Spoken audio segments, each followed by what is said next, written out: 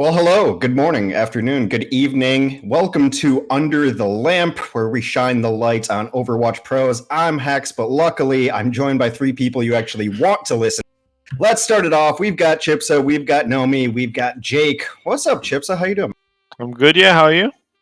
I can't complain. It's a little bit early for me, but it's gamer hours. 9 a.m. is super early. Jake, how you doing in your little corner of North Hollywood over there? I'm good. Practicing new hero, having some fun.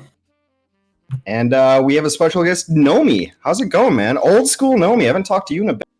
Yeah, hello. Nice to see you again.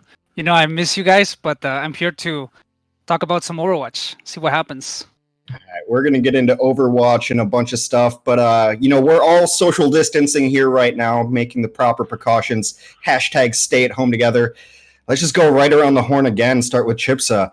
How are you dealing with this? Is it any different than your regular life? How's stay at home? I mean, it's literally the same for me. I stream from home. I scrim from home. It's 99% the same. The only problem is when I go to the shops for supplies and stuff, there's not as much supplies there. It's pretty much the only difference that's changed for me, honestly. What supplies do you need that you don't have?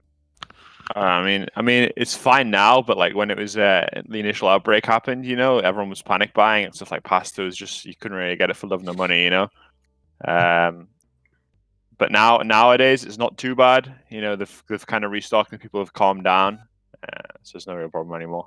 I've been having a hard time finding rice at the store, but I've heard that there's a big stockpile of rice out in your house, Jake. How you guys holding up out in the gamer? Pretty good, honestly. I think it's been a lot more fun since we all live together. So, like, as opposed to just being, having no human contact whatsoever. As much as I'm normally decently okay with that, I think just being able to hang out with your friends and stuff from day to day is pretty nice. The fact that we have people. Yeah, people are good. Bottom line. Nomy, what's up, man? And anything going on with you with this social distancing, the world on fire, the pandemic, the virus? Well, here in Mexico, it's a little bit more chill, but still people are taking their precautions as normal. For me, like we're still screaming from home in your computer. No need to go out. We're here just like trying to play some games, and nothing can change that much. Yeah, like the story interaction is definitely different for sure, but we just go in and out. Like, here's your money, and I'm out. I just go get my juice, and I'm out. Really simple. So yeah. So I mean, I think we all live in an industry where our world doesn't change much. I mean, we're running Overwatch League from our houses, for Christ's sake. So we're still able to work. Well, yeah. Speaking of Overwatch League, the hero bands, or hero pools, as they instruct me to call it, have now been changed a little bit. They are now unified, both competitive play and the Overwatch League will use the exact same pools. It's something I argued for the first moment they brought it up, but finally they listened to me months later, just to throw that in there. So what do you guys think about having a unified hero pool, a hero list from competitive into Overwatch League as well? Let's start on the other side. Let's start with you, Nomy. To me, I really like it. I really wish, I don't know exactly like what's the average rank. I don't know if they have make that public or not. If it is like 4.2 or 4.3 and above, if it is only like top 500. Overall, I like it. I think it's going to be a little bit odd because if there's like a big hero change, for example, we can see the Ashe change. Overwatch League players haven't really played with Ashe at all. But in ranked, like there's people just playing Ashe on cooldown because she just got changed massively. So I think that department, I don't like it that much because I want to see her play at the highest level for me to be able to judge the character. But I think I like it overall. It's a good change in my opinion. Jake, what do you think? You have to broadcast these games. Is it good? Is it bad? Are you indifferent? I think like the first week is going to be a little weird because of there's so many bands that are protected, right? Excuse me, because the overlapping week, there's so many of the bands that we can't have, so there's like an odd restriction right now. But I think long term, it's like just necessary. Like if it's different between pro hero play and ranked, and pro players like can't practice, I think that's like so terrible that any solution is better than having different hero pools on different levels of play. Yeah, I would tend to agree. Chipsa, chime in. Yeah, I mean, I'm all for the change. The only problem is, I always assumed it would be based on Overwatch League plays, and that the ranked bans would be based on Overwatch League rather than like the other way around, which definitely feels a bit strange to me. Again, it's better than nothing because half the time you end up, you know, there's X heroes meta in the week in Overwatch League, and that hero's banned in ranked. You end up just can't play. You basically just can't practice the hero in ranked because it's banned, even though it's like the only thing you're playing in Overwatch League. So, I mean, it's not an ideal solution, but I think it's better than what it was before. Yeah, I think they're still taking numbers from Overwatch League play as well, and they're just including some of the ranked play. My biggest argument forever on this was as a spectator, not as a professional, but like if I watch someone pull off this amazing play and I want to go do it and the heroes ban, it takes away one of the great things about esports. Like I just watched someone do a Tracer 5K and now I have to lock McCree. It just doesn't feel right. So that was always my argument for trying to unify these pools. I mean, what do you guys think about just, I guess it's been a while since we've all talked and had a podcast here. What do you guys just think of like the hero pools in general? Like, is it a good thing? Is it a bad thing? Should we let the meta sort itself out? You know, what do you think? Let's start with you, Chipsa. I mean, I think in terms of like for Overwatch League, I think it's a good thing in theory. I think that having it 1 week by 1 week is a big problem. Like when you're actually playing in this environment, you get no breaks. You know, if you want to take, like, for instance, you have games on Saturday, Sunday, right? You take Monday off. If you take Monday off, that's like 20% of your scrim time gone because you're just taking 1 day off. So it's really, really intense. You know, the coaches stay up all night on like Sunday night, basically trying to figure out, okay, well, this year's ban, what's going to be strong. And then you end up experimenting for the first 2 or 3 days. And honestly, the biggest like point I like to make is not this weekend, but the weekend before when like Torb Reaper was played everywhere. I'm like 90% sure that it's not even the best comp you can play. It's just the way that the meta evolves. It was like, you know, it starts with like Reaper Doom, and then people realized like Tracer Sombra was really good into that, and then people realized that Torb was really good into Tracer Sombra, and it just kind of kept evolving like that. I feel like we never actually got to the point where the meta was where it was actually supposed to be. So people just ended up playing some weird janky stuff like, you know, Torb Reaper. So I think if it was like a 2 week basis rather than a 1 week basis, I think it would be better because it allows a lot more time to prepare. But again, I like it because it stops the meta being stale. It stops goats happening for the 3 whole stages, you know? Yeah, we don't talk about that anymore. So the 2 weeks is something I've heard brought up before. What do you think about that? Sorry, did you ask for me? Yeah, sure. What do you think about like a 2 week hero pool instead of just 1 week in constant rotation? I mean, I like it. I think like the whole point of hero pools is to stop things from getting stale, and I don't think it's even possible for things to get stale for 2 weeks. Like it's not really that bad of a time scale, even especially when, you know, with the 1 week time scale, sometimes teams don't even play, and that was much worse, I think, even when the homestands were happening, right? Because you'd have teams that like didn't play for like 3 consecutive hero pools; they just never played, so it just didn't matter to them really. And I think that creates this weird circumstance. And I think to Chips's point, like, you know, like there's a balance between the refinement of play and the you know, meta being never stale, always changing. And I think probably 1 week is a little too extreme on the not stale side of that. You know, I don't think the game's going to get stale because we have the same hero pool for a couple weeks.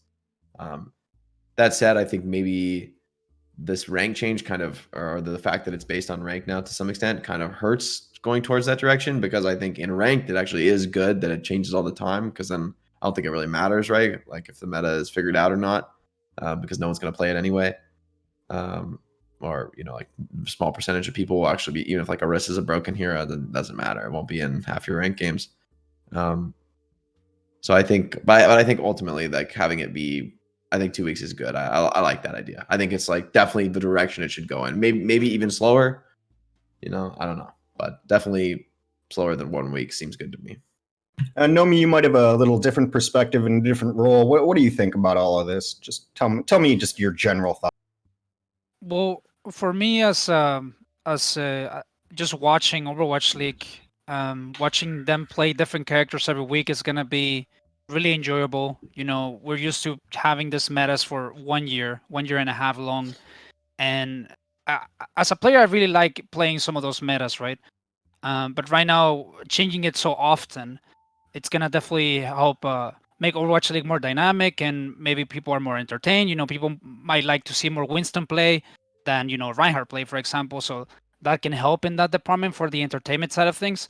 But I do agree with Chipsa. I think the 1 week thing is definitely a lot of work for staff, a lot of work for the players. Like the players have to be playing so many characters now.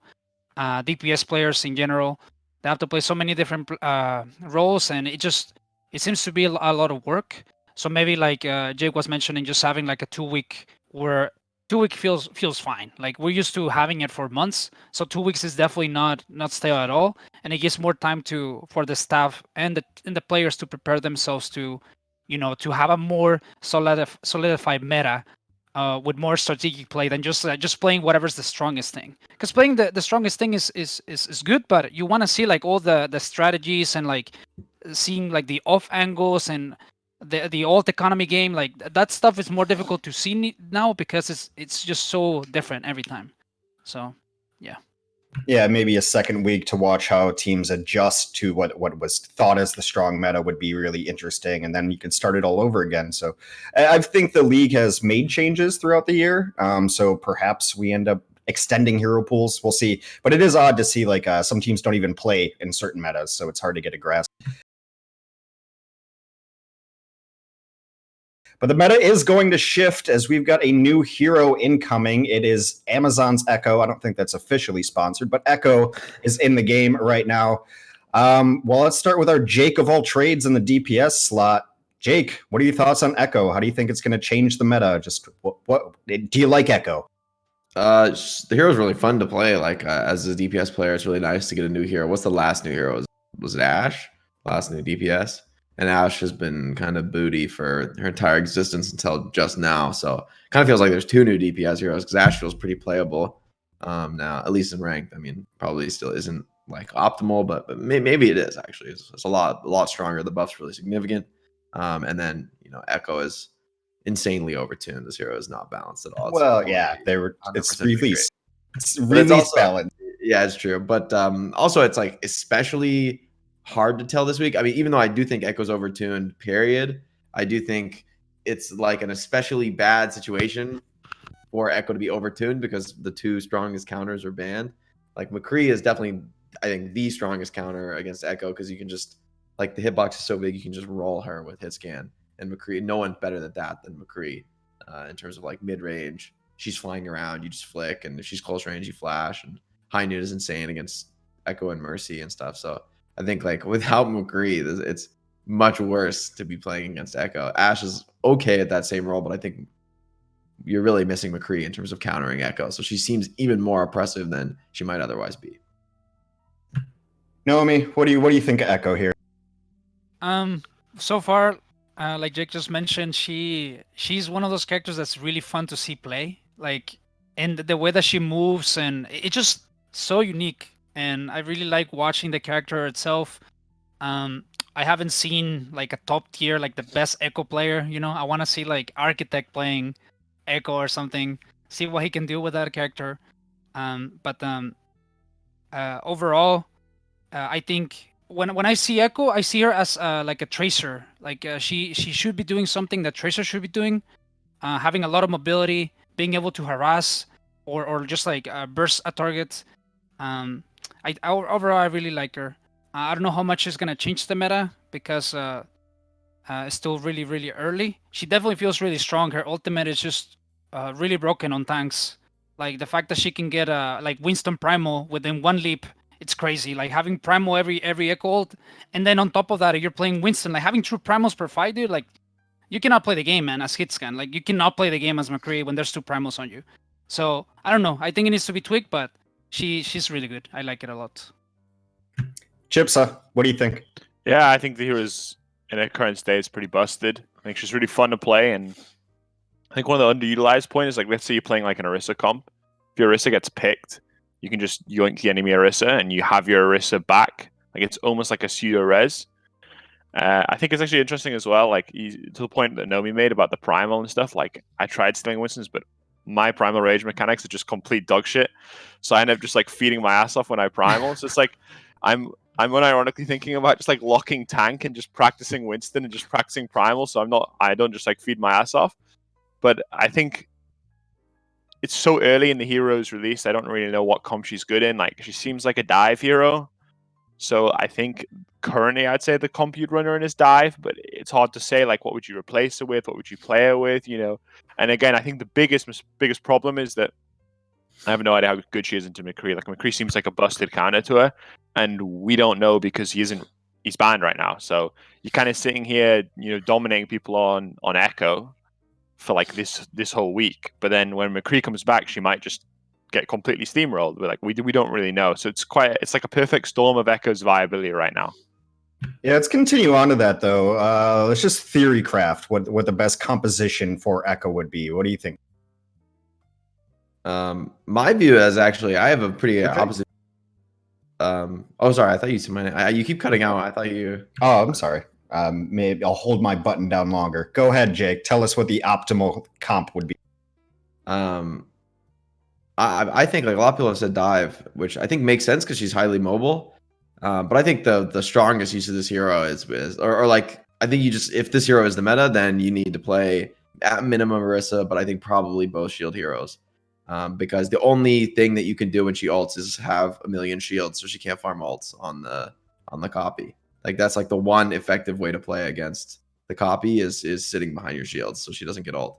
Because the copy is actually not good if you're it's okay like to have an extra body on tank, but what makes it really good is when you're like inting really hard with the copy and like farming ults really fast because you know you're just dealing damage and you don't care if you die or whatever.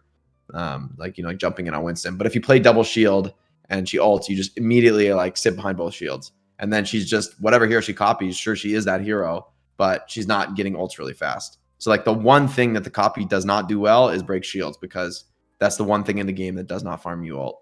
So I feel that if this hero is dominant and played full time, you need the shield heroes because if you play Winston, she copies Winston.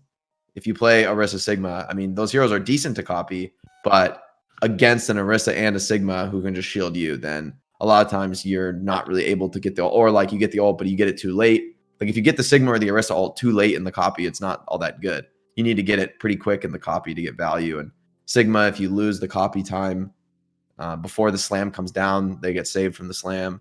So you need to get the ult like with like 5 seconds to spare ish. And I think like the only thing that is effective against her and when she's ulting is shields. Sitting behind shields, the ultimate in Overwatch action. Nomy, what do you think? What is the comp that you would like to see run? Why do you say that, Jake? Like that's. I mean, it's true. It's sad, but it's true. No, we don't want to bring it back, dude. We don't want to bring it back, dude. We need to move on from that. No, but I think I agree with Jake. You have to play characters that, you know, negate the value of the copy. I think overall, like, instead of me just building a comp to counter Echo, right? I don't want to just counter Echo. I want to just play a comp around the map. That's the way that I like to play. I play around the map, not around like the enemy comp or whatever. So I think having... Do you guys remember when there was like this comp really popular? It's like Pharah Mercy with Tracer and dive tanks. I think she can replace the Tracer there and have like, you know, 2 people in the air. You have the dive tanks diving the hit scan. And, you know, maybe you can create some sort of space for the Pharah Mercy so that the Widow or the McCree doesn't kill the Pharah Echo. I think in a scenario like that, she can be really strong. Playing her in dive to me seems good. But again, I don't know. You have to play the Hog, man. You play the Hog, and if she copies a Hog, then that's a useless copy, in my opinion, right? But, I mean, that's just... We can only say so much. But, yeah, I think I would like to see her a lot in dive, in particular. Yeah, the dive with Pharah is really interesting because she's got that ability that does more damage to lower health heroes. So you just go and just kind of clean it all up. Chipsa, what do you think about Echo? What comp would you run Echo? I mean, the question is like, I think the big question with Echo is she mandatory to play Mercy with her? I think if that's the case, I think that the way you counter, it's not so much what you play with Echo, but what you counter is you just play like a brawl comp. Like you play like a Lucio Moira comp and you just focus tanks, like kind of almost how you play against Pharah Mercy to a degree. Because I don't think she gets as much value as a Pharah does if you're running like a brawl comp because she doesn't have the same AoE pressure that a Pharah does. The ult's not as strong. So I think depending on what you run with Echo, I honestly don't know. I think Orisa could be viable. I think Dive could be viable. I think we always say Dive's viable with every hero that comes out, and it often isn't. I think that in terms of flanker, she's probably one of the strongest against Brig, because you basically insta kill the shield. Like if she even like peeks you with the shield, you can just toss your Yone, it'll die instantly, you know. But I think that the key against Echo is that you got to try and keep everyone above half HP, because that's like where if you're below half HP, she just insta kills you regardless of what you do. Like it's completely broken actually how disgusting the damage is. It's like a nano boosted fully charged Zarya, like on cooldown with ridiculous mobility. So I think if you're playing like Lucio Moira, you can kind of top everyone up. Either you play on objectives or you just play around like bullying their tanks, because they have an Echo Mercy flying around the sky. So they're not getting, like, if you're running Mercy with Echo, it means you're probably not running Lucio, right? Because Lucio Mercy just means your tanks die instantly. And then you're not running, and then on the flip side, if you run like Mercy Ana, then you're not running a Lucio, which means your tanks can get engaged and really fast. So I think running Brawl against Echo is how, at least like initially, I would see it being played against, personally. Now, we talked a little bit about how she might be over-kitted, would be the term I'd use, overpowered, over-tuned. But the design philosophy is either you release something over-tuned or under-tuned, and maybe we saw that a little bit with Ashe. So I don't really know how you end up figuring that out, but what do you think is the most broken part of the kit so far? We can stay with you, Chipsa, then we'll go around the hall. I mean, besides, like, it's hard to say, like, if the mobility's broken, because we haven't really seen McCree played, but, like, I think her beam is, like, so dumb. Like, basically, you win, like, every 1v1 if you can get them below half HP. Like, half HP is just dead, for all intents and purposes. Burst healing becomes really strong. Like, Ana, if you can, like, nade yourself, like, stay above that threshold, it's fine. But I think the beam usage is going to be the key. Using the beam to, like, sometimes you can choose it to shred shields, but, like, often, like, if there's like a ball who's half HP, you just use a beam on him, he just dies. And it really is dumb how much damage she does. So I think the beam is the most broken part of our kit for sure. Jake, if you were patching the game, designing the game, changing something on the next PTR, what's the first thing you would change on Echo to make her more balanced? I mean, I think the ult. I don't know. I think the ult actually should be left alone, even though it's pretty broken. Like the fact that you build ult really fast is pretty strong, but I think that's like what makes it really exciting and fun to use the ult. I was imagining, like, I was wondering, quite interesting. You could also nerf the ult gain and give it like CDR or something on the default cooldowns. But that might actually be even better, because then it doesn't really matter if you get the ult, you're still really, really powerful in the copy. But I think just nerfing her like default form is probably the way to go. Probably something like the right click or the beam could use a nerf. I think the right click is pretty exciting and very hard to use unless people are like standing still. Like when you're like aim dueling on Echo in the sky and you're trying to like sticky each other. I think that's like one of the hardest skill shots in Overwatch, because of how critical it is that you hit the stickies to get them below half, and then they're like, if you hit 3 or 4 stickies, like Chipsa said, then they're below half. The beam is free kill. But like that, the crucial skill is the stickies. I think probably the beam could just be even longer cooldown, because right now it's like the cooldown that restricts you a little bit is the beam. Like the stickies are pretty fast and the flying is pretty fast, but the beam is a little bit longer. So if you're using all your cooldowns really fast, you're going to not have the beam as often. And I think that's probably a good thing. Maybe it could be even less often because of, the insane power level that skill has. Especially when you're nanoed or damage boosted, it just feels insane. So I think probably the beam is the way to go on nerfs. Everyone who played Halo knows the joy of a good sticky bomb here and how exciting that can be. Nomy, you're Jeff Kaplan for a day. What do you? I think for me, I will leave Echo for now, like her basic kit, because I think I like the flow of the character, how she feels, like low cooldowns, high mobility. I will definitely start with the ult. I think the ability of her being able to ult in, like she can just go in their backline, use all the cooldowns, right? And then transform into something. And then full HP, use all the cooldowns again. And then when she dies, she can fly away. It's like, it's too all in for me. I think there needs to be something toned down in that department. Maybe like, instead of when she comes out, don't be like, full heal, or maybe don't have like certain cooldowns or something so that you can all in. It just feels to me that she just goes deep, and there's no way to punish when she has ult. Yeah. Overall, I think that's what feels too strong in my opinion.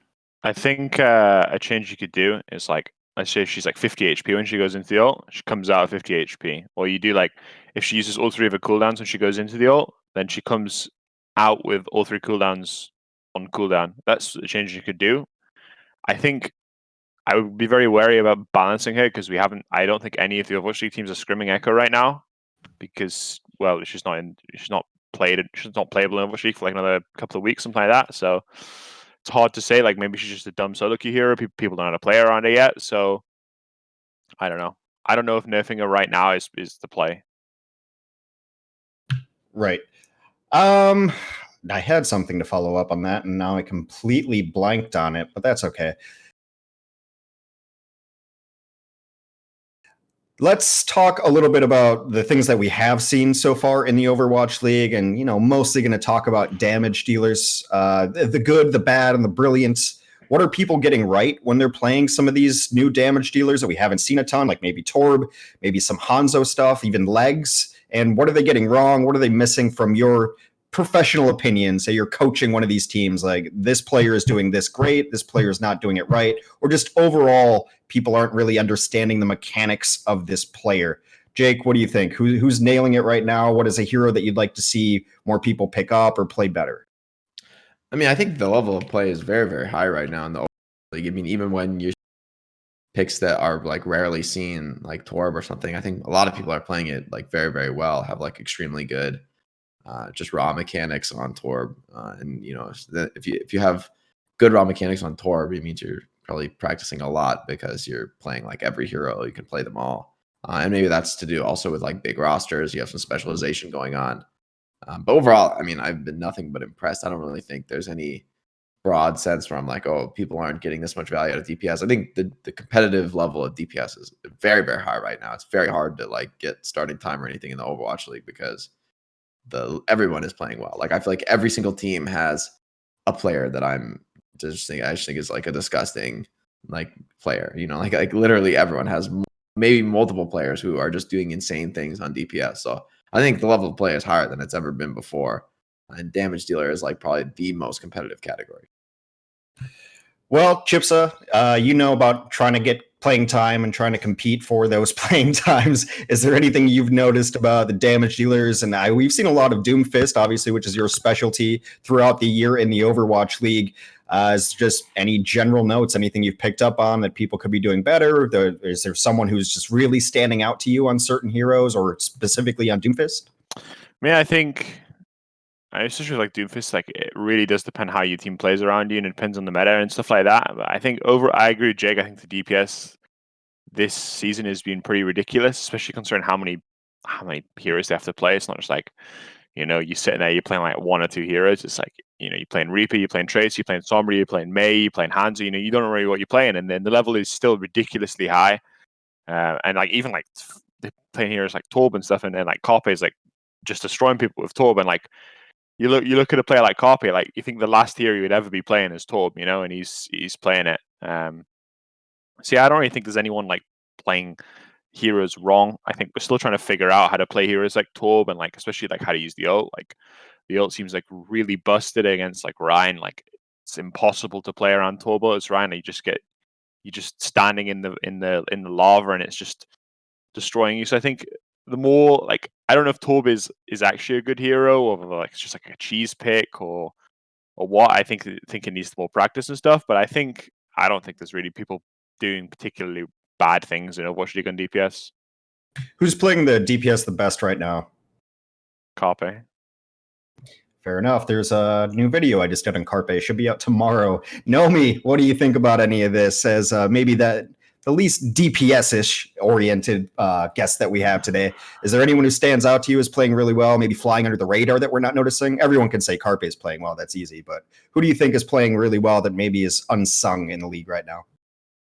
Well, I don't know. I think for DPS players, I think everybody's just doing a great job. Like it's so hard to say. Like you're just. I don't know. I cannot think of anything or anybody in particular.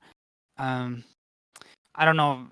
I was gonna say ANS from Shock, but Asian Sniper, but it's like he's so good. Like I don't know. I have no comments on that. Like I cannot say, yo, this DPS is not doing its job, if that makes sense. Like DPS players are doing really well right now. I think the main reason why they are is because when they pick up a new character, like Chipsa mentioned, the Torb on Carpe on Torb, the mechanical skill, all of them have similar mechanical skill, right? Like there's gonna be people that stand out a little bit more in terms of mechanics, but I think since there's not enough prep time to strategize, like for example, how to use the Torb ult into something, it basically means that the people that have like the mechanics similarly are gonna play the character like a similar level.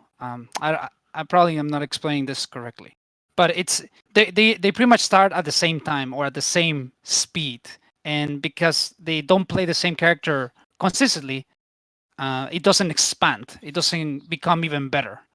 I don't know. I have nothing. I cannot think of anybody in particular. All good. Yeah, ANS is playing really well, and I just have a question for everybody, and I'm not certain. How do you pronounce that? I've heard ANS, I've heard ANS, I've heard ANS. Like, what am I supposed to say on this broadcast? Jake, what? I believe it's Ons because I believe the name means Onsan Sniper, which is where he's from, is Onsan. But as I understand, I just heard that from somebody, but so I think it should be Ons, like Onsan. Or I mean, I could be ANS, but I don't. It's not an acronym. Nah, it's probably. I don't know. I was. But I mean, how could you know? I mean, like this classic has names that are like not, I mean, like you wouldn't know that unless you actually knew the history behind his name, which I wouldn't know unless somebody randomly mentioned to me. I can't even remember who. So I would guess it's Ons, as just based on the base word, but you have to ask him. It's just add it to the list of names that I will butcher daily on broadcast every chance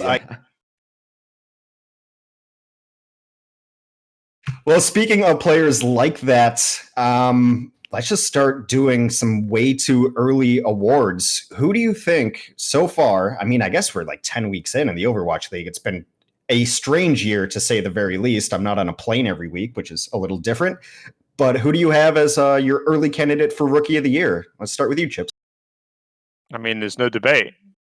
Alarm is by far the best Rookie of the Year. Like, I don't think it's even comparable. Like, who else is even close? Like, literally, who's close? Alarm is the best flex support in the league, no question. Like, I would argue it's undebatable. Best flex support in the league. Like, how can he get better than that as a rookie? Like, he's insane. I think he's really enabled that team. I have it down in writing as he is my Rookie of the Year that I picked before the season started. So I'd agree with you.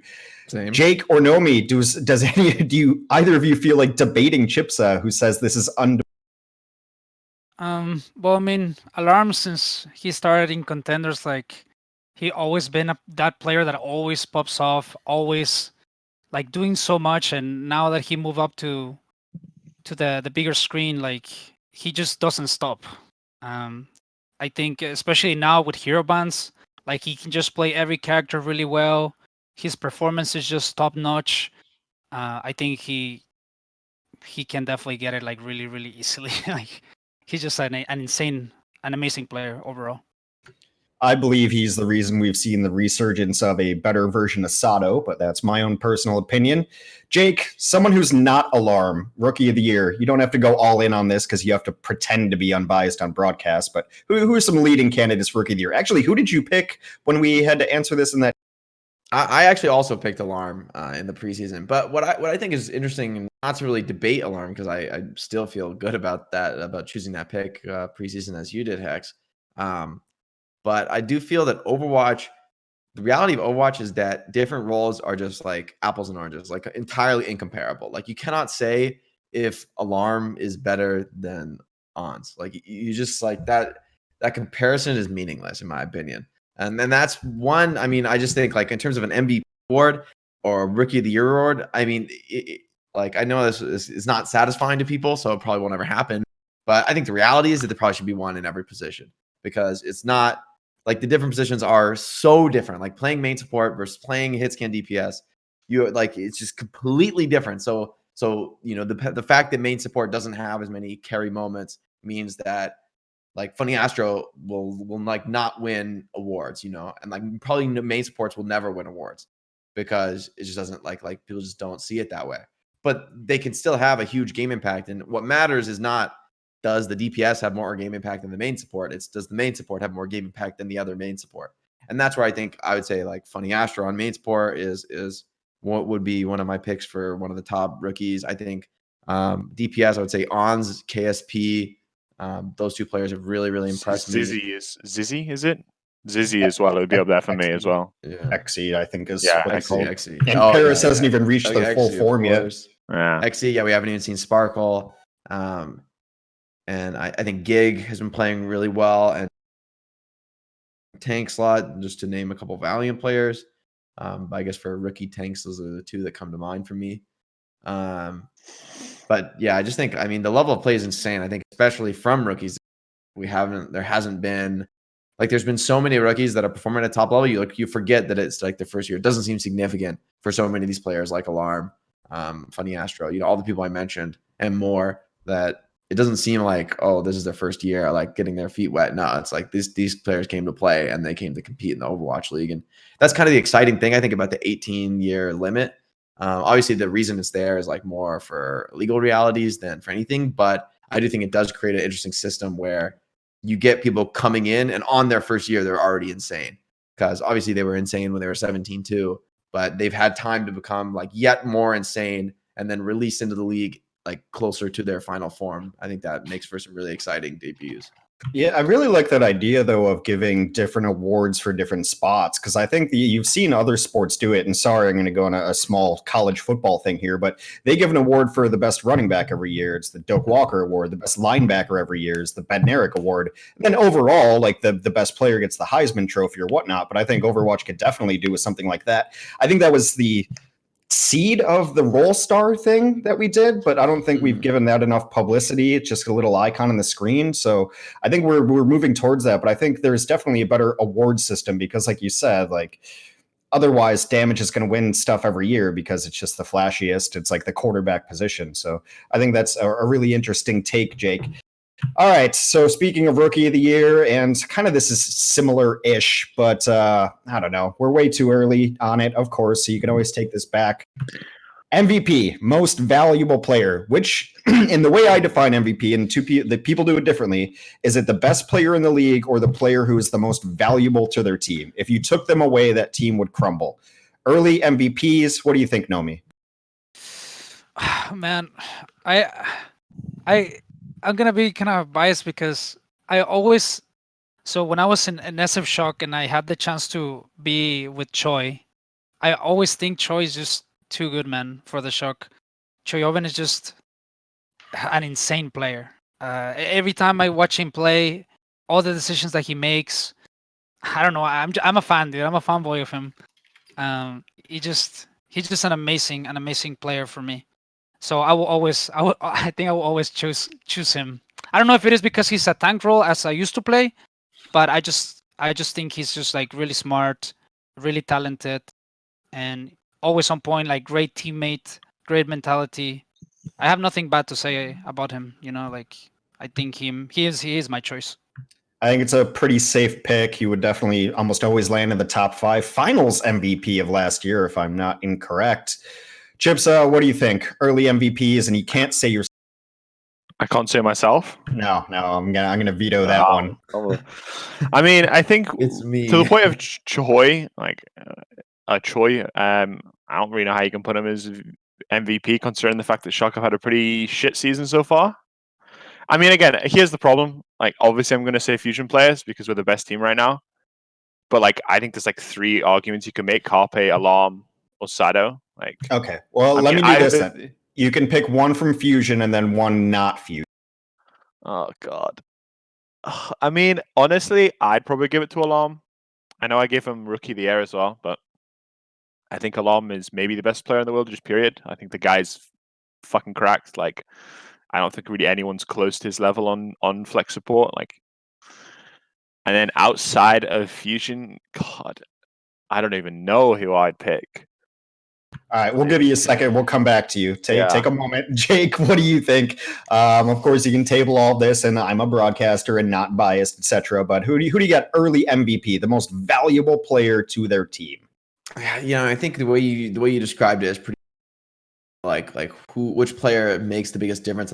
It's interesting because if you look at like the top team, I feel like it's almost hard to give the top team MVP. I mean, that's how it should go in the end, right? But like right now, it's harder to give the top team MVP because no individual player on the top team can stand out as effectively as a mid-table team that is being brought to that level, or somebody who's making an outsized contribution. If you are like the best team and you're winning a lot, generally it's pretty hard to tell like who's the most important part of your wins, right? Whereas I think in a team that's taking some L's, you're seeing, wow, this player's still having good performances in losses. And when they win, it's clear that this player had a huge hand in it. And I think that it's like you need maybe that contrast to see it as clearly. Although I think when it comes to the end of the season, like it should be one of the very best teams that gets it. I honestly, I feel like there's a couple of players that have really impressed me. I want to say though that like if you take the judgment of the team that would crumble without this player, I want to say Decay. Even though the Fuel have not had a great season, I think without Decay, I don't think they'd have wins. Like this guy is a freak, and he's a freak. And I remember casting him. They played Valiant, I think, at their homestand, and I think Valiant beat them, as I recall. But it was like Decay was going, or no, it was Decay against the Shock, where the Shock ended up beating the Fuel, but Decay had just gross games. Like it was just walking in, 2 headshots on you, 2 headshots on you, 2 headshots on you. It was like, I was just like, what is this guy doing? I think this guy was cheating if I didn't know who he was in ranked. Like actual monster player, and on everything, on Tracer, on Genji, on McCree, on Widow. So Decay for me is just too disgusting to pass up for MVP. Yeah, let's forget about season 2 for the most part. Isn't it great to see like Happy and Godsby and Decay actually coming into what they were supposed to do last year? It's been super fun to watch. On that note, start with you, Nomy. Who's someone maybe people are overlooking who hasn't gotten their chance to shine yet in the league? Who's her uncut gem, as it were? An uncut gem. So someone that hasn't been like talk about that much. I don't know. Okay, we're gonna go back to Chipsa, and you're gonna give us an answer on your MVP now. You've had time to think about it. Oh God. Were you not thinking? I gave you all that I time. was. Okay, no, I've got one. FD God. I don't hate it. I don't hate it. All right. Now, back on the clock, we're going to go to Nomy. Uncut gem. Who's someone that you like or maybe has been overlooked? It's not always in the conversations that we've just had of MVP, Rookie of the Year, Best Player. Who's somebody that it could just even be personal. You like their gameplay and you don't think they get the recognition maybe they deserve. I think I can be thinking of Mirror from the Glats. I think Mirror to me has been like brand new player to it. Has been fitting really good with the team. The team has been playing really well. I'm also like I really like Gladiators as a team, like the new additions and the whole like the staff, the team. It looks really good on paper to me, and I think Mirror is one of those guys who's like, it's a DPS player. We don't really talk about him that much, but I think he's doing like an excellent job so far in the team. Yeah, I think I would choose him. Okay. Mirror. Chipsa, what do you think? Give me an answer to either question. I don't care. We're going to move on. I mean, Hisu's only played one game, and I think the one game Hisu played, he kind of absolutely destroyed. But outside of Fusion, I think like Nico is like super underrated right now. I think Nico's been playing actually really well. Like he's been playing a lot better than I thought he would. I think he's like an underrated player. So, I mean, again, I would give it to Hisu if I was, but obviously, like, I'm always going to give it to Fusion players, right? So, I want to give Nico credit for just being the wily old vet who's been around forever and just no one can get rid of him. He just plays everything too well. Nico's just been around since the first day of closed beta. Nico was playing competitive Overwatch. Jake, is there anyone that you've seen that maybe have been overlooked by the wider Overwatch community? I don't know if he's overlooked. I think people probably know how good this player is at this point, but I feel like this season, seeing him come into his own, I've always been like really, really bullish on this player after playing against his Widowmaker and just getting completely eviscerated no matter what I did. The guy is just a crazy, crazy player, and it's awesome to see that he not only has the Widow, but also the Tracer, the flankers, everything in his. Who's this? You might cut out when you said Happy. Sorry, Happy. Oh, I thought you were building tension, but then as you started describing him, I'm like, dramatic. Oh, clearly that's Happy. But yeah, you can jump on the Happy. You can jump on the Happy bandwagon, but I'm driving. Okay. I'll accept. As long as Happy gets praise, I'm happy. He's been super fun to watch. I really want to check him out in a Widow meta when we get to it. Like, Widow duels are something I've been missing so far in the Overwatch. Chipsa seems to disagree. Fuck Widow. Well, why? Come on, why? Do you want me to go on a rant right now about why Widow's a dumb hero? Yeah, we got time. Because it doesn't matter how well the rest of your team plays. If your Widow wins the duel, you win the game. And that's just not fun. Like, as a non-Widow player, you just sit here and it's boring. You sit there, it's like, ooh, I do my job. I shut down Widow as much as I can, but if she hits the headshot, she hits the headshot. And you feel like so unbelievably worthless. So I hate Widow. I think it negates like what makes the game great, which is like team play, because it just turns into like a 1v1 meta. I've seen it breed toxicity in ranked as well. If your Widow just gets dominated in the duel twice in a row, everyone just quits pretty much. Everyone just kind of mentally. Just swap Widow, dude. Just swap Widow. You're not doing anything. Just swap Widow, dude. Like, yeah, that happens.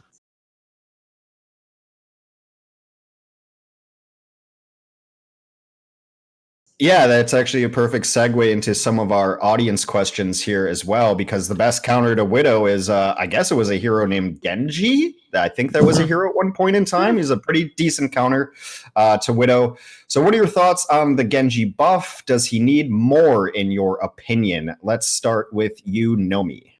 I think the Genji buffs, I really like it. It's like, the first time I saw it, it feels like Genji just got like a Glock. Right, he has a Glock now with the right click, a lot of DPS to the tanks now. I don't know if it's gonna be enough. I think the biggest problem with Genji is probably survivability. It feels like sometimes he just dies. He goes in, he all ins with the dash, and he just dies. So I think we need to work on survivability. How do we do that? Maybe give him more HP. I don't know. I think he needs a little bit more, but I do like the buff so far. It feels like he does more consistent damage at close range, and it's hard to duel him now. If he gets a jump on you, he can definitely kill you, and really, really quickly. Jake, what do you think? This question is from a fellow named Aspiring Overwatch Pro. So your thoughts on Genji, and any advice for this aspiring Overwatch? I think Genji is a really fun and exciting hero. It's like probably my favorite DPS, I would say, all things considered. When the meta settles down a bit, obviously, like right now, Echo is the hot new thing. But I think Genji, just like the dash reset mechanic, is just probably the most interesting, exciting thing on a DPS in Overwatch.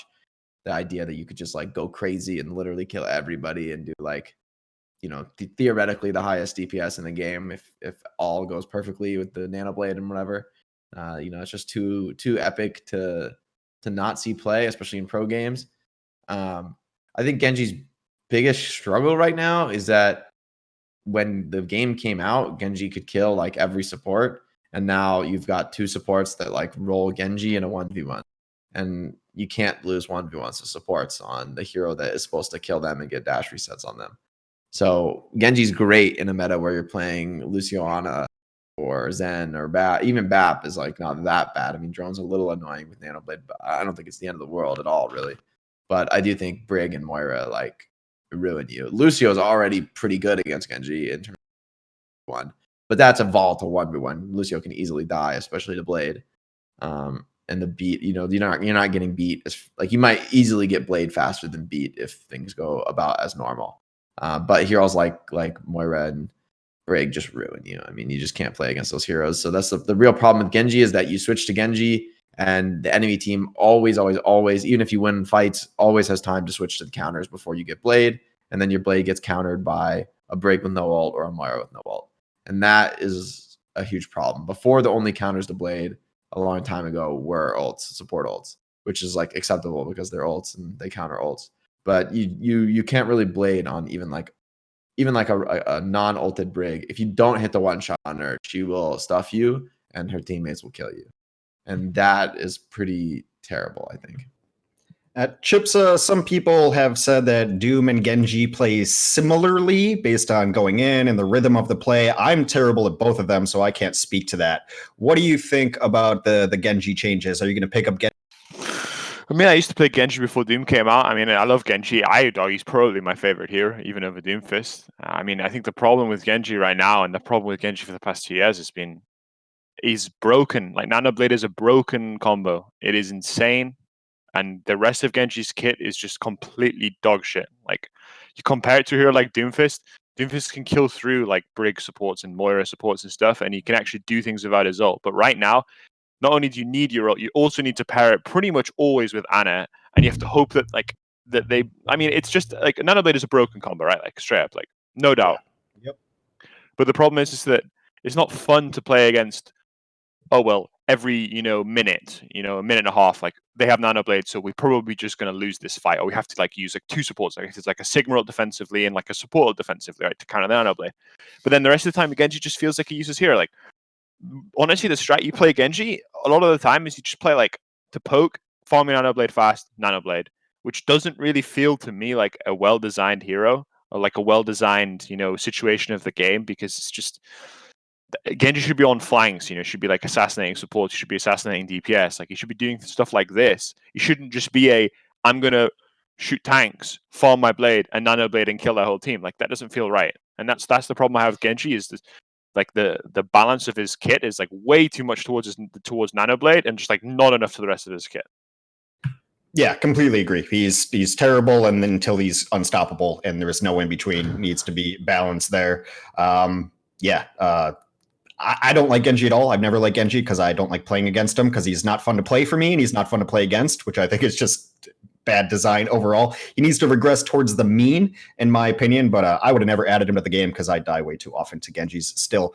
All right, so let's see what is up next. This could be an interesting one. Let's block out a bunch of time for it. So this is a question from Cullen Pirate Flag Smith. How can Blizzard provide the best support for T2 Overwatch, Tier 2 Overwatch? And why is the change so slow? Let's just take the first part of that. What can Blizzard do to help Tier 2 Overwatch? Let's start with Nomy. I think something that's really important, at least for me when I was playing, is I think you need exposure. You need the player to be out there. And the best thing that, as a Tier 2 player, how you can do that is, be on stream, play matches, just be on the spotlight as much as possible. So I think being able to just being on the screen and let people talk about you. Oh, do you saw the that primal from Nomy? He's insane, right? And that happens like often. Then that will definitely help the player more. I think that's really important. That's just one small thing, but I think just more exposure to the scene is definitely the way to go to the players. Okay, Jake, what do you think about that, and what do you think Blizzard's role in all of this? Well, I mean, you can't really speak what they should do. That's actually in your contract. Well, what do you think about how would you fix Tier? What I would say about Tier 2 is I do think one problem with Tier 2 is that it felt like they tried to make it a little bit like mini Overwatch League with contenders. Like it'll be a league format and like this long-term format. And I just think part of the reality of Tier 2 play in anything you do is that it's going to be more volatile. But I honestly think that's like part of the good thing of it, in the sense of like rosters changing all the time, players changing all the time. That like it's more chaotic because like you have players getting picked up, you have players quitting. Like it's just more volatile than people getting like a contract in the Overwatch League, which is it's just the reality of Tier 2 esports. But I do think the league system of contenders doesn't really play to that volatility. I think things like the tournament, like the Echo tournament coming up, that is, I think, like the best thing they can do for tier 2 play is have cash prize tournaments, get people excited, especially like if you can let Overwatch League players play somehow, that's even better, because the best way to get exposure is to mix up the pot and to let tier 2 players play against Overwatch League players, show their stuff at the highest level. Because until you do that, until you actually mix it up, then people will always be able to say, well, okay, you're doing great, but it's, okay, you're not, like, which I don't think is that legitimate of a criticism, because I think the play is pretty high in contenders too. But like, there's people will kind of say it's illegitimate, or they might just not watch because, oh, that's like the tier 2 thing. And I think tournaments, like one weekend, you lose your out, or maybe double elim or something. But like tournament format, I think is way more hype. And as far as if I'm not going to watch all of contenders, I might watch none of contenders. Whereas if I'm not going to watch all of contenders or every tournament of contenders, if there was like hype tournaments every other weekend or something, I would probably watch those tournaments. Or at the very least, maybe I wouldn't watch the whole tournament. I would watch the finals of those tournaments, or I would watch the top 4 of those tournaments. You know what I mean? And I think that just like a short-term tournament format is more hype, and especially if you can mix AL players in, is the best for exposure. I would tend to agree. The stakes and the storylines in those individual tournaments usually are much more contained. And if you're not going to watch all of contenders, and why would you watch some of contenders? Good point. So bring back the monthly melee is what you're saying. Totally agree. Chipsa, what are your Yeah, I mean, I definitely agree with the points Jake's making. I mean, I remember probably the funnest times I've ever had in Overwatch was when you played in those Alien 1 monthly melees, or you played in this, like, when I remember when it was like those, what was it, ESL, like GoPros or whatever they were called. Those are actually like stacked with good teams. Like, those are the most fun. Like, I really do miss the tournament format. It's what I like about like CS esports is like, I mean, obviously before coronavirus and stuff, like every like month or so, there's like a huge tournament, and you watch like, this team pop off, and you can watch these teams. And I think he's right. Jake's right in the fact that, like, I don't think making it like a mini Overwatch League really does much, because I don't think people care that much about the worst contenders teams. They really want to watch the good matchups, and if you do tournaments, you get these really good matchups more often and they're more high stakes.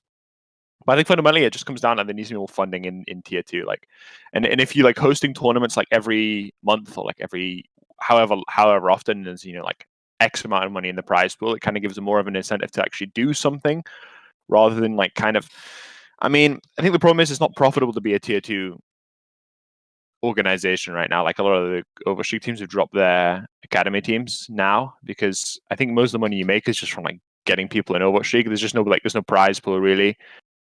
So I think like having like a tournament format, like the monthly melee, like a double elim, that kind of format would be really, I mean, in terms of like viewership, that would be like crazy good to watch. Like, you watch team 1, team 2, then they play in the upper bracket, and then they're like the other team like makes a lower bracket, and then they fight off in the finals and stuff like that. Like, I love that format, and I really miss that from Overwatch League. Like, because you end up having a bunch of games that kind of are meaningless, especially towards the end of the season. You have top team versus the bottom team, and there's nothing really to play for, so it's not really that exciting. Whereas a tournament, every game matters. Yeah, I think there's so much to say. Like, you could do a tournament system where you gain points for like an end of year tournament seeding. That'd be an interesting way to do it. But I think how to get people to tune in is to make something on the line every weekend. So Blizzard, like, I understand what they're trying to do. It's kind of like minor league baseball, kind of having a feeder system where people are playing consistently and things like that. But I don't know. I mean, having third-party organizations would be nice to get into it. The Go 4 Cups, Beat Invitational, Overwatch Pit. There were so many things going on that you could just hop in for a weekend and make a name for yourself. If I was a tier 2 organization, though, I would hire a video editor to work like full-time pretty much and make frag videos out of all of my tournaments. Use the replay viewer. There's so much. And you can just make highlight videos, even if the guys like aren't great. You can make them look good. And I think like we're missing out on so much of that. Like, that's the first thing I would do if I was running a tier 2 org. Hire a video editor and be like, you're making highlight videos of all our guys constantly. That's your only job. I think that would help personally. I'll watch a frag video, but I'm not going to watch 4 hours of contenders. Yeah, anything that really puts the name of the player out there, like that small thing can help, because right now like you guys mentioned, there's no like this competition feeling. It's just like this long race. I don't know. I think, like you said, just having the highlights and everything, just seeing like a small scrim montage or something, like that would be like really really good. That's a good idea. Really good. Those are the only kind of ideas I have. All right, so we're going to hit a couple more questions here, and then I'm going to round it out with a big old question that we'll talk about for like 10 minutes here. But right now, a fellow named Paragon says, what are your thoughts on hero rotations versus hero bans? This has been a topic for a long time. A lot of people think that we should do a system where teams get to ban or protect certain heroes. I've actually seen some of it in some Xbox tournaments where you get to ban a hero and protect a hero, and it's given a different styles. So let's say like we already have hero rotation, so we've already covered that. What do you think would be good about hero bans and how to implement them, saying that they come from a team side in every match? Let's start with you, Jake. What do you think about that idea? Personally, that's what I originally suggested to the Overwatch League between last season and this season. I was really arguing for some sort of new system. That hero pools ultimately ended up being that system, but the system I had originally thought of and suggested was having teams actually be empowered to affect the system, and that it's not like on a match-to-match basis and on a like real control basis. Not if you play this hero, we might ban it. Like that's not really the system I was envisioning. But I do think that there's it would be really really exciting drafting phase, and I think you could do all sorts of limitations to make sure that you can't block a hero entirely, so that the superstar player on X hero can't be prevented entirely, but maybe they can be prevented on a map from playing that hero, and then what happens on that map when the changes. I don't know if that's like more or less work than the current system. Like on the one hand, it's like each matchup is unique and different, but on the other hand, it's not changing every week in that system. While you might be going up against different, it also creates a system where you can no longer, in any sense, be fully prepared. Where even now, it's like, okay, you have 1 week to play this thing, and it's going to be this thing. But in the system of bans like coming like in the match, like when you're submitting rosters and stuff, then or some sort of drafting phase going on, then it's you just cannot scrim for that, right? Because they could always ban the thing that you practiced. You might think they're gonna use their ban on this, but in fact they do it on that, and now it's game time. Like, what are you gonna do? And I think that makes it more interesting to me because the teams are more empowered to have more control over the system. So I like it more. But I don't know if that's like an even bigger problem. It's not something you can put into ranked. And I think the fact that the current system is in ranked is actually also good for ranked. Personally, I think ranked's more fun right now, even though it's like ridiculous. But the problem with ranked before was that you'd have like one team playing the tryhard heroes, and it's like not, and you just like hope you're on the team with the good heroes. And sometimes it's not even satisfying. You're like, well, we're playing versus Sig. They are playing Roadhog Hammond. We're winning. And AFK, like I don't even have to do anything and we're winning. So it's I like that hero pools are in ranked, and I like that the system is global this way. And that's one thing that a ban and draft system wouldn't really be able to do. So experimental card, ban and draft system. Let's get it going, Jeff. So the counter argument to this is that eventually the meta would settle with teams banning and picking the same hero anyway. Chipsa, what do you think about all of that? I think that's right to a degree, but I think I've always said this with the hero ban system as well. I think it helps with balance. Like if this hero is getting banned 100% of the time, you probably need to sit back and look like, well, maybe this hero is problematic, I think it's something that we should try. I don't know how you'd go about it. Like, do you ban one tank, one DPS, one support, or do you just ban one hero across the board? Like, there's tons of questions. I think that the point about it not being in ranked is a big problem. I think that Overwatch is being quite clear in that they want Overwatch League to be the same as ranked. They want it to be like the same. Like, if you watch, an Overwatch League game, you want to have the same. You can have the same experience in your ranked game, right? And that's not really the case with hero bans. I wanted it a long time ago, but nowadays I'm not sure how good it would be. Again, I'm all for trying it, but I think there's a lot of problems with it. I think again, what happens if both teams just ban like 2 tank heroes, and then it kind of that meta becomes like really strange. Like there's no main tanks available and stuff. I think there's a lot of a lot of precautions you'd have to do. But I'd love to see it again on like the experimental card, or for like a couple of weeks in Overwatch League. I think it'd be interesting. I think it'd be a lot of work for both the developers and the teams, but having something be a lot of work is not an excuse to not do it. Nomy, what are your thoughts on this entire conversation? For me, the being able to ban a character definitely helps. Like Chipsa mentioned, for the balancing aspect, I think if the developers are seeing that a character is getting banned constantly by the players or by the teams, something has to be done. You have to tone down the character because people think it's broken. So I think for the balancing side of things, maybe it's a little bit easier for them to pinpoint exactly, what characters are just insane. But I think overall, like Jake mentioned it, I think if you have a system like that right now in Overwatch, there's just so many factors. It's impossible to prepare. The enemy team can just ban something that you have been practicing all this time. It's even more hard work. If people think it's hard work right now, having that system now will be even more inconsistent, less strategy, just more random. It feels like. But for the balancing aspect, I think I will really like it. But just trying it out and see how it works. I guess refine it. Well, we could talk about the hero pools and bans and whatnot for days, maybe hours, maybe minutes. I think we've gone over it as well as we can. We're gonna just about start wrapping this up here, but I had a question that I wanted to ask here, and it's kind of an overarching question about the league. I want to know your guys' opinions, and Chipsa, of course, we're going to make you pick someone other than Philadelphia, but who is the best team in the Overwatch League right now? Just what you've seen so far, and it's a small sample from some teams, it's a bigger sample from others, but if you had to put money down in Vegas, which I guess is legal now in Overwatch League, I just saw that article, you can bet on Owl. I can't, I'm pretty sure. That's at least ethically wrong. If you had to bet on one team making the finals, winning the finals, who would it be? Let's just start with you, Nomy. For me, I'm gonna stick with my guns. Since the beginning of this year, I just said Gladiators. I'm a Gladiators fan. Okay, well, give me a little bit more on that reasoning why. Who's your, what do you? Overall, I like the roster itself. Like I like the respective roles. I think they don't have how can I say that? They don't have like the best players in some of the roles, but I think the staff and the players can work well with each other. I feel that they can work really well, and I think there's a lot of potential in that roster. At least for me, it feels like they can do a lot. I just really like them.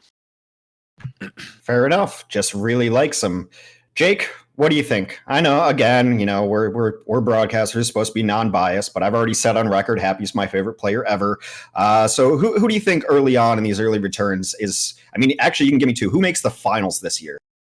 Who makes the finals? I'm gonna say the final is let's say if Chips is gonna be forced to not pick Philly, I'll because they've had a great season, looking really good. So I said I'd take Philly as one of my finalists. If Chipsa can't pick them, I will. And then I'll take Shanghai. Actually, I think Shanghai has really, really impressed me. It is a little bit weird because they're playing in the region, but they just had really insanely clean play. Watching them play against Charge this most recent weekend, they just look so sharp. The initiations were so quick and so deadly. The way they were playing was so efficient as a team, and really doing complicated executions like split executions really, really well. The timing was so sharp, felt like there was no chance to react for the other team. And it's not like the other team is any slouches, right? So the fact that they're getting caught off is really says a lot about Shanghai. So I think Shanghai is a team that this is their year, in my opinion. So I think it'll be a tough test for both teams. What a franchise turnaround that is. You spoke about clean play. Now, Philadelphia, not necessarily the cleanest team. They're scrappy as hell, but they get it done. Chipsa, let's just assume Philadelphia is going to be in the finals again. Who do you think they'll be playing against?